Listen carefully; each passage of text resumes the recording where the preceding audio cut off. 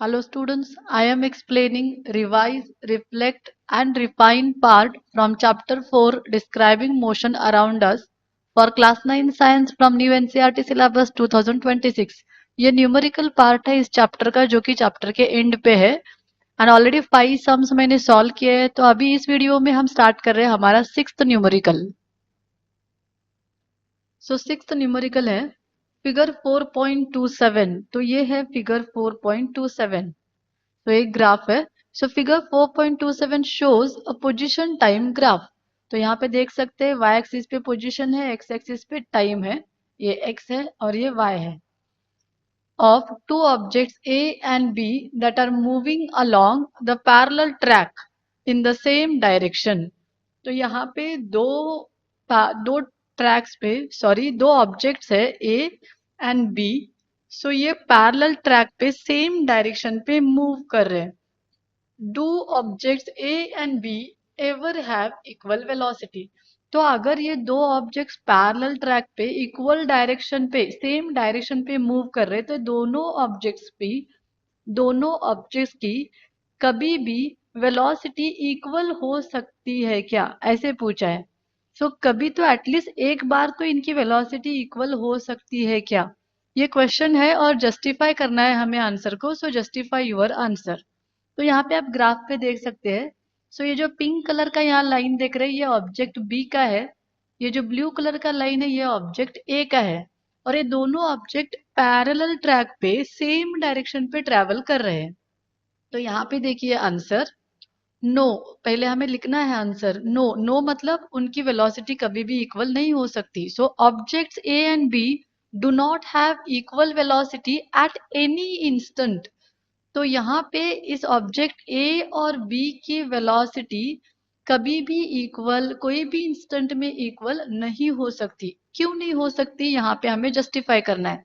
The velocity of an object is given by the slope gradient. Slope मतलब ही gradient है of position time graph. मतलब जब भी कभी हमारे पास पोजीशन टाइम ग्राफ है और अगर हमने इस ग्राफ में यहाँ पे वेलोसिटी को फाइंड आउट किया, स्लोप को फाइंड आउट किया, तो यही होती है इसकी velocity.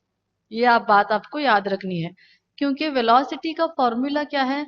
Velocity is equals to displacement displacement divided by time interval या फिर टाइम, ये फॉर्मूला है।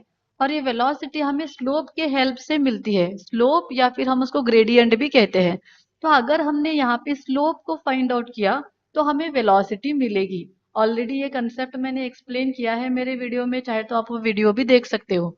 So the velocity of a object is given by slope that is gradient of its position time graph.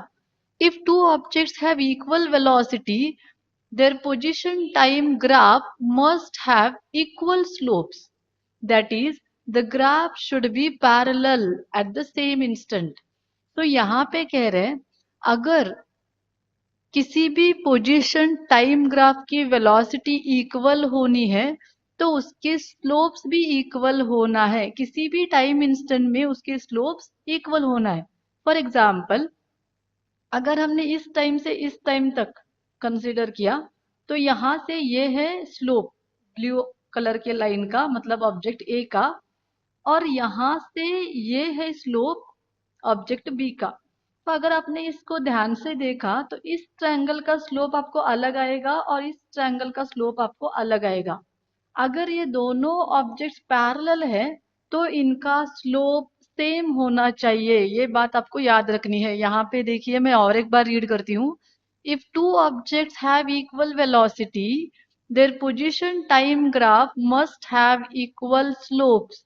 अगर उनके parallel velocity है या फिर equal velocity है तो उनके स्लोप्स भी इक्वल होना चाहिए। So, in figure 4.27, the slopes of the graphs of object A and B are never the same at any point. Therefore, their velocities are never equal. अगर हमने इस लाइंस को देखा, ग्राफ को देखा, तो कहाँ पे भी कौन से भी टाइम इंटरवल में इन दोनों ऑब्जेक्ट की वेलोसिटी इक्वल नहीं हो सकती।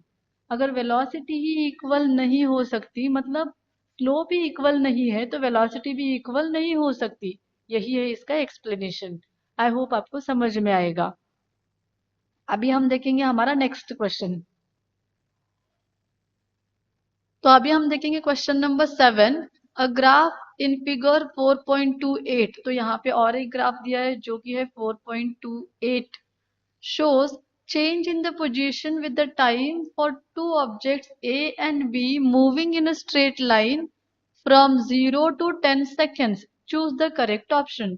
तो यहाँ पे भी इस ग्राफ में दो ऑब्जेक्ट का ग्राफ दिया है, ए ऑब्जेक्ट और बी ऑब्जेक्ट। ये दोनों ऑब्जेक्ट स्ट्रेट लाइन पे मूव कर रहे हैं फ्रॉम 0 टू 10 सेकेंड्स। तो यहाँ पे टाइम दिया है 0 टू 10 सेकेंड्स तक। ये दोनों ऑब्जेक्ट स्ट्रेट लाइन पे मूव कर रहे हैं। तो आप देख सकते हो ए जो ग्राफ है यहाँ पे ये ऑब्जेक्ट सेम डायरेक्शन में जा रहा है 0 से 10 सेकेंड तक। बी जो ऑब्जेक्ट है ये यहाँ पे डायरेक्शन को चेंज किया, मतलब ये ज्यादा डिस्टेंस को कवर किया है। स्ट्रेट जाने के बजाय ये पहले ऐसे जा रहा है, फिर ऐसे स्ट्रेट जा रहा है, फिर से डायरेक्शन, मतलब ये थोड़ा ज्यादा डिस्टेंस कवर किया है बी ऑब्जेक्ट ने कंपेयर टू ए ऑब्जेक्ट। और यहाँ पे टाइम दिया है 0 टू 10 सेकेंड्स। अभी इस ग्राफ के बेसिस पे यहाँ पे 4 पॉइंट्स दिए हैं, हमें करेक्ट ऑप्शंस को चूज करना है। तो यहाँ पे 4 ऑप्शन है, चाहे तो आपका एक ऑप्शन करेक्ट हो सकता है या फिर दो हो सकता है, इसीलिए यहाँ पे यस करके दिया है। सो आंसर देखिए, पहला जो ऑप्शन है वो है the average velocity of both over 10 second time interval is equal, ऐसे ऑप्शन है। मतलब इस 10 सेकेंड्स के टाइम इंटरवल में दोनों ऑब्जेक्ट्स का एवरेज वेलोसिटी इक्वल है, ऐसे बोल रहे हैं। तो ये जो ऑप्शन है ये ट्रू है, मतलब ये करेक्ट है। कैसे करेक्ट है, यहाँ पे देखिए, एवरेज वेलोसिटी का फॉर्मूला क्या है, displacement divided by time. So मैं यहाँ पे लिखती हूँ एवरेज वेलोसिटी, इसका फॉर्मूला है displacement, displacement divided by time. और डिस्प्लेसमेंट का मतलब क्या है, the difference between initial position to final position, वो भी हम यहाँ पे लिखेंगे। तो यहाँ पे मैंने लिखा है, आप देख सकते हैं, both A and B have same initial and final position. तो मैं यहाँ पे लिख लेती हूँ, डिस्प्लेसमेंट का मतलब है difference between initial and final position.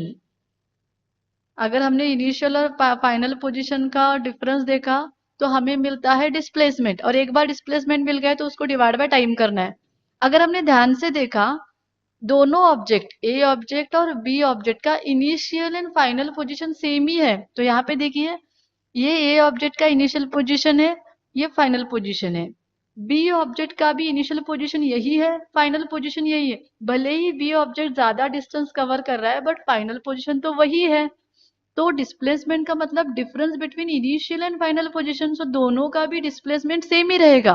और टाइम इंटरवल तो दोनों का 10 सेकेंड ही है, तो डिस्प्लेसमेंट भी सेम है, टाइम भी सेम है। तो इसीलिए हमारी एवरेज वेलोसिटी दोनों की इक्वल आएगी। तो यहाँ पे लिखा है both A and B have same initial and final position over 10 seconds, so they have the same displacement. Since the time interval is also same, their average velocities are equal. इसीलिए पहला point true है। अभी हम second देखेंगे, the average speed of both over 10 seconds time interval are equal. अभी बोल रहे हैं एवरेज स्पीड भी दोनों का इक्वल है। तो पहले हम देखेंगे एवरेज स्पीड का फॉर्मूला क्या है। वो फॉर्मूला है total distance divided by time. Average speed का फॉर्मूला क्या है, total distance divided by time. तो अभी टोटल डिस्टेंस देखिए, ए ऑब्जेक्ट का डिस्टेंस तो ये वाला है, यहाँ पे देख सकते हैं आप स्ट्रेट लाइन है। लेकिन बी ऑब्जेक्ट का डिस्टेंस जो है वो ज्यादा है, पहले ये ऐसे जा रहा है, फिर स्ट्रेट जा रहा है, फिर ऐसे जा रहा है। तो अगर आप ग्राफ को देखेंगे तो आपको क्लियर समझ में आएगा कि बी ऑब्जेक्ट ने ज्यादा डिस्टेंस कवर किया है और ए ऑब्जेक्ट ने कम डिस्टेंस कवर किया है। अगर डिस्टेंस कवर्ड ही अलग अलग है तो हमारा एवरेज स्पीड भी अलग ही आएगा, तो ये इक्वल हो ही नहीं सकता। यही है हमारा explanation. Although both take 10 seconds, B travels longer distance, क्योंकि यहाँ पे चेंज कर रहा है, आप देख सकते हैं ग्राफ में, then A, because B changes direction और follows longer path on the position time graph, therefore their average speeds are not equal, और इसीलिए ये फॉल्स है, यहाँ पे देख सकते हैं आप।